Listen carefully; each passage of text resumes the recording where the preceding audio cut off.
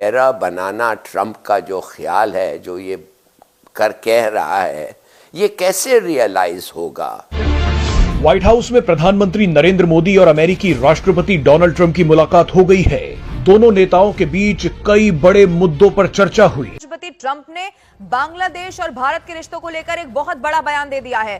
Trump ने कहा है कि बांग्लादेश मामले को पीएम मोदी अपने हिसाब से देखेंगे और फैसला लेंगे। But I will leave Bangladesh to the Prime Minister. हलाली साहब, डोनाल्ड ट्रंप अपने बयान पर बिल्कुल भी नजरसानी के मूड में नहीं है। That how the deep state of United States was involved to regime change during the Biden administration. Then Mohammed Yunus made Junior Soros also. So what is your point of view about the Bangladesh? But I will leave Bangladesh to the Prime Minister. अकेले एक बात कर रहा है Trump, deep state. Trump अगर deep state अपने मुल्क की खत्म करता है तो डीप स्टेट्स का तो ताल्लुक जो हम देख रहे हैं कि ये ट्रंप ने अभी से ये सिग्नलिंग करना कि अपने मुखालिफिन को कहीं ना कहीं ये तो नहीं कर रहे पोज के, जो उनके मुखालिफ रहे हैं वो चाहे माजी में रहे हैं, उनको टफ टाइम मिलने वाला है। We missed you. We missed you a lot. Here's some of our friends. ये घटना भारत के लिए बेहद सकारात्मक है। भारत बांग्लादेश में तख्ता पलट से खतरे में था। India is back in the game.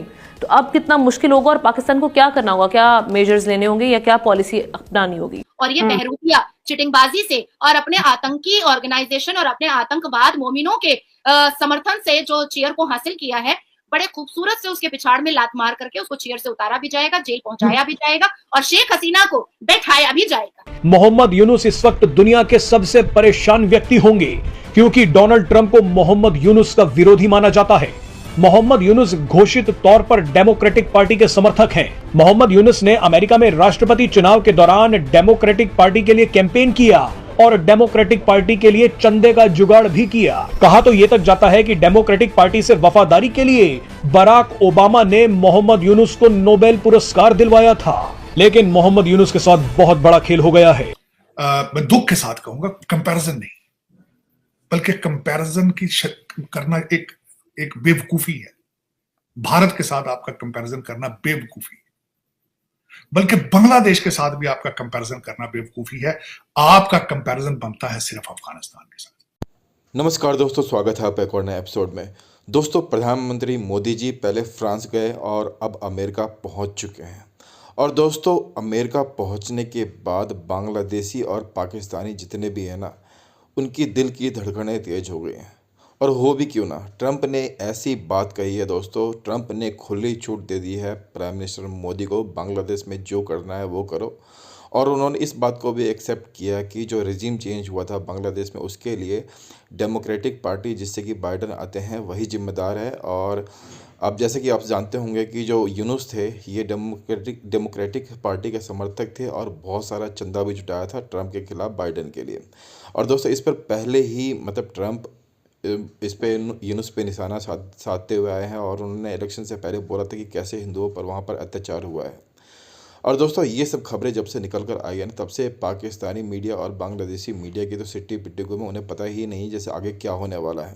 और दोस्तों, इसी पर पाकिस्तानी मीडिया का रिएक्शन निकल कर आ रहा है। सो विदाउट वेस्टिंग टाइम चलिए हम लोग वीडियो शुरू करेंगे। हो सके तो चैनल को सब्सक्राइब कर वीडियो को लाइक कर दीजिएगा। जय हिंद, जय भारत। यहाँ पे डिस्कस हो रहा है जी F-35 मांगे जाएंगे, लेकिन F-35 वो नहीं देंगे, F-10 देंगे।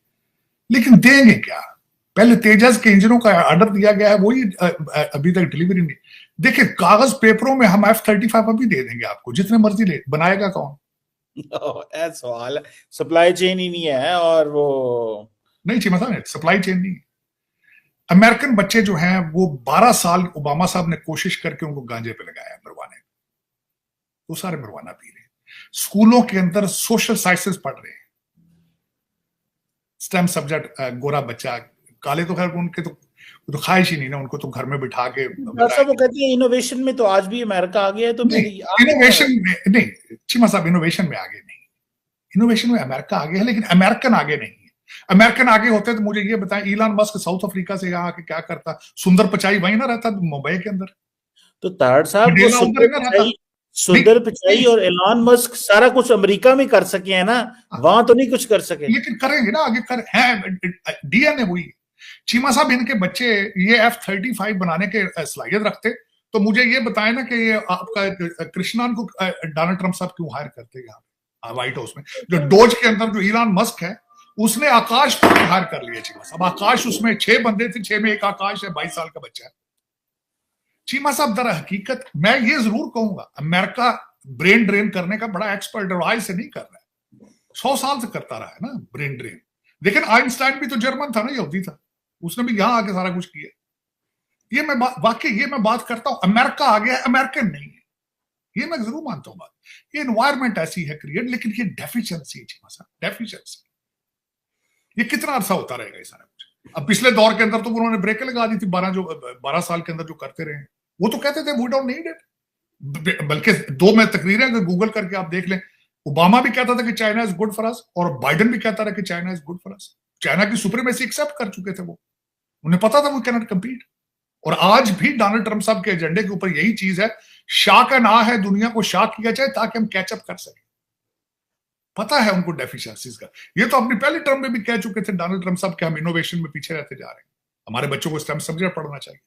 लेकिन 12 साल की कोशिश है अमेरिका को इंटरनली तबाह, इंटरनल डिके जो था पिछले 12 साल बड़ी मेहनत से। चीमा साहब आप जरा गूगल करके देखें यूएस एड के अंदर से कौन कौन सी करप्शन निकलती है।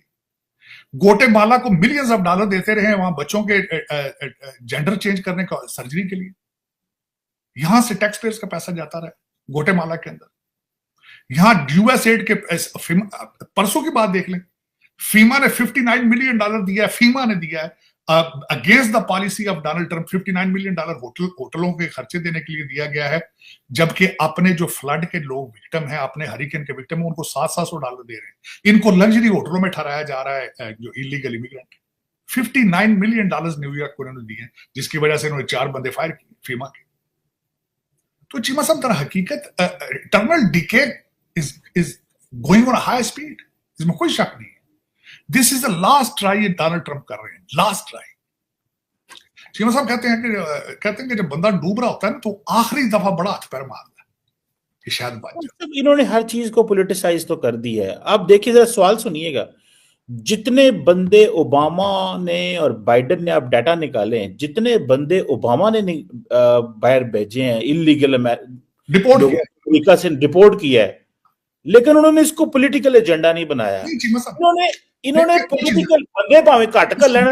मैं 1000 बंदा डिपोर्ट करके साथ 11 मिलियन बुला लिया जाए, 21,000 लोगों को टिकट देके बुलाया गया, 21,000 लोगों को। हाँ, पॉलिटिसाइज किस तरह करता है मैं बताता हूँ। पॉलिटिसाइज किस तरह, उनको कहा जाता था कि they are political, they are refugees, political refugees, they are gay refugees, they LBGD, they will be killed in their country. कल लिस्ट छपी किन कंट्रियों के अंदर सजाए मौत दी जाती थी जो गे प्रैक्टिस करता है, लिस्ट छपी। चीमा साहब यूएस एड जो है उसको कंटीजेंट कर दिया जाता था, वहां गे एंड लेस्बियन के न छेड़ा जाए, इनके हक के अंदर। आपके पाकिस्तान के अंदर हुआ है सारा कुछ, आपकी कई एनजीओ ने पैसे रिसीव किए हैं टू प्रमोट एलजीबीटी कम्युनिटी। जब ये फॉरेन पॉलिसी का हिस्सा बन जाए LBGT community, promotion of the gay and lesbians, जब आपकी फॉरेन पॉलिसी का हिस्सा बन जाए, is it justified? Is it justified? तो चीमा साहब तर हकीकत 12 साल बड़ी मेहनत की है ओबामा ने इस चीज को खत्म करने के। ओबामा वाज, उन्होंने रिवेंज लेना था व्हाइट रेस से और अमेरिका से।